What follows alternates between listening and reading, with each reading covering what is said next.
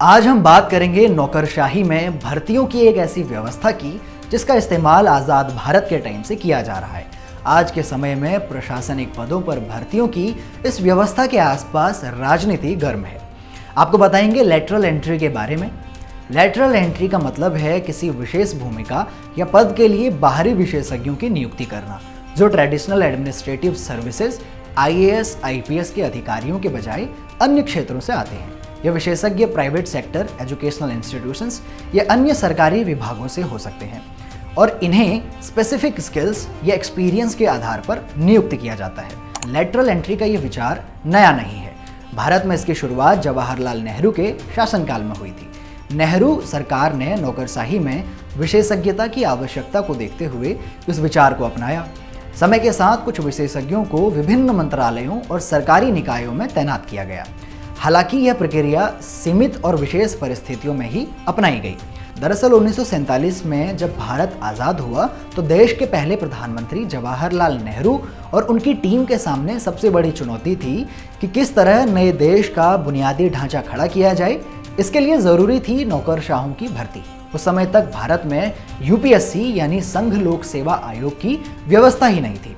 तब देश में ICS यानी अंग्रेज़ों के ज़माने के इंडियन सिविल सर्विसेज मौजूद थी। ICS की आखिरी परीक्षाएं 1943 में करवाई गई थी।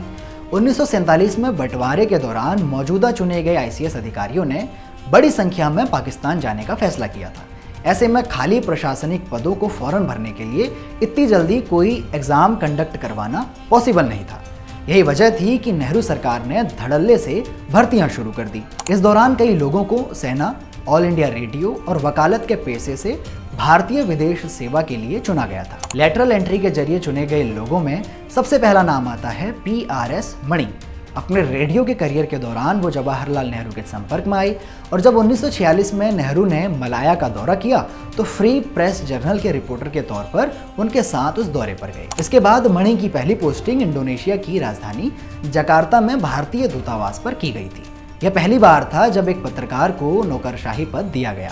कल्लौल भट्टाचार्य जी अपनी किताब नेहरूज फर्स्ट रिक्रूटर्स में लिखते हैं, मणि के प्रयासों का ही नतीजा था कि भारत के पहले गणतंत्र दिवस समारोह में इंडोनेशिया के राष्ट्रपति सुकर्णो मुख्य अतिथि के तौर पर पधारे थे। ये काम विदेश सेवा के किसी अधिकारी की बदौलत नहीं बल्कि PRS मणि के उत्साही प्रयासों की बदौलत हुआ था। हाल के वर्षों में खासकर नरेंद्र मोदी के नेतृत्व वाली भाजपा सरकार के कार्यकाल में लेटरल एंट्री को अधिक महत्व दिया गया। 2018 में केंद्र सरकार ने लेटरल एंट्री के तहत 10 जॉइंट सेक्रेटरी लेवल के पदों के लिए नियुक्तियां की। यह कदम इसलिए उठाया गया ताकि सरकार के नवीन दृष्टिकोण, एक्सपर्टीज और नए विचारों का समावेश हो सके, जिससे नीति निर्माण और उनके एग्जीक्यूशन में सुधार हो सके। भाजपा सरकार का मानना है कि आधुनिक समय की चुनौतियों का सामना करने के लिए पारंपरिक ब्यूरोक्रेसी में बाहरी विशेषज्ञों की ज़रूरत है। इसके पीछे तर्क ये है कि नौकरशाही में डाइवर्सिटी लाने के लिए सरकारी नीतियों और कार्यक्रमों को बेहतर तरीके से लागू किया जा सकता है। हालांकि इस कदम की आलोचना भी हुई है। कुछ लोगों का मानना है कि लेटरल एंट्री के जरिए पारंपरिक भर्ती प्रक्रियाओं को दरकिनार किया जा रहा है, जिससे नौकरशाही में भ्रष्टाचार और पक्षपात का खतरा बढ़ सकता है। आलोचकों का यह भी तर्क है कि लेटरल एंट्री से उन अधिकारियों का मनोबल कमजोर हो सकता है जो वर्षों तक सेवा में रहने के बाद उच्च पदों तक पहुंचते हैं। विपक्षी दलों का मानना है कि यह प्रक्रिया योग्यता आधारित भर्ती प्रणाली को कमजोर करती है और सत्ता में बैठे लोगों को अपने पसंदीदा लोगों को नियुक्त करने का अवसर देती है। इसके अलावा यह तर्क दिया गया कि यह व्यवस्था ट्रांसपेरेंसी की कमी और जवाबदेही के सवाल खड़े करती है। UPSC ट्रेडिशनल तरीके से प्रशासनिक अधिकारियों की भर्ती करता है और यह सुनिश्चित करता है कि भर्ती प्रक्रिया transparent, fair and merit based हो। हालांकि UPSC ने सरकार की लेटरल एंट्री योजना को समर्थन दिया है, लेकिन इसने यह भी सुनिश्चित किया कि इन नियुक्तियों के लिए भी चयन प्रक्रिया में पारदर्शिता और निष्पक्षता बरती जाए। हाल ही में लेटरल एंट्री का मुद्दा फिर से चर्चा में आया है क्योंकि कुछ विपक्षी नेताओं ने इसे लेकर सरकार की खूब निंदा की। कांग्रेस के शुरुआती दौर में शुरू हुई इस व्यवस्था का विरोध आज विपक्ष में बैठी कांग्रेस खुद इसका विरोध कर रही है।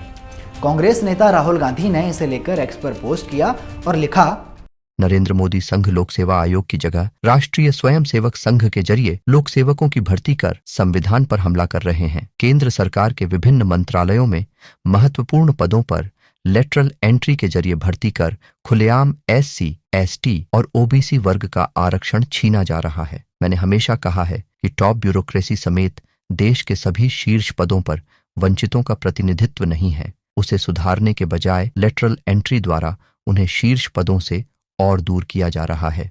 यह UPSSC की तैयारी कर रहे प्रतिभाशाली युवाओं के हक पर डाका और वंचितों के आरक्षण समेत सामाजिक न्याय की परिकल्पना पर चोट है। चंद कॉरपोरेट्स के प्रतिनिधि निर्णायक सरकारी पदों पर बैठकर क्या कारनामे करेंगे, इसका ज्वलंत उदाहरण CB है, जहां निजी क्षेत्र से आने वाले को पहली बार चेयरपर्सन बनाया गया।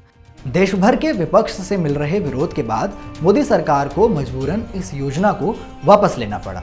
सरकार ने UPSC से लेटरल एंट्री भर्तियों से जुड़े विज्ञापनों को रद्द करने को कहा। इसके बाद ये अटकलें लगाई जा रही हैं कि सरकार इस प्रणाली को लेकर पुनर्विचार कर रही है। हालांकि सरकार ने स्पष्ट किया कि लेटरल एंट्री का उद्देश्य न केवल विशेषज्ञता लाना है, बल्कि प्रशासनिक सुधारों के व्यापक एजेंडे का हिस्सा है। लेटरल एंट्री नौकरशाही में विशेषज्ञता लाने का एक साधन है, जिसकी शुरुआत नेहरू के समय में हुई थी और जिसे अब भाजपा सरकार ने पुनर्जीवित किया है। यह कदम सरकार के लिए आवश्यक विशेषज्ञता और नए दृष्टिकोण लाने का एक प्रयास है, लेकिन इसे पारंपरिक भर्ती प्रक्रियाओं और नौकरशाही की संरचना पर संभावित प्रभाव के कारण आलोचना का भी सामना करना पड़ रहा है। UPSC इस प्रक्रिया में पारदर्शिता सुनिश्चित करने का प्रयास कर रहा है, लेकिन यह देखना बाकी है कि लेटरल एंट्री भारतीय नौकरशाही की संरचना में किस तरह की स्थायी भूमिका निभाएगी। यह मुद्दा वर्तमान में इसलिए भी चर्चा में है क्योंकि सरकार और विपक्षी दलों के बीच इस पर लगातार बहस हो रही है और यह देखना महत्वपूर्ण होगा कि यह प्रणाली भारतीय प्रशासनिक प्रणाली को कैसे प्रभावित करेगी। बहरहाल देखना यह होगा कि क्या सरकार लेटरल एंट्री प्रोग्राम को कुछ बदलावों के बाद वापस लाएगी और इसके अंतर्गत पिछड़ी जातियों को आरक्षण दिया जाएगा, या विपक्ष के विरोध का ये असर लेटरल एंट्री को हमेशा के लिए बंद कर देगा। इस तरह की तमाम खबरों के लिए देखते रहिए जाप मीडिया। अगर आपको वीडियो पसंद आए तो इसे लाइक करें, वीडियो पर कमेंट करें, हमारे चैनल को सब्सक्राइब करना ना भूलें।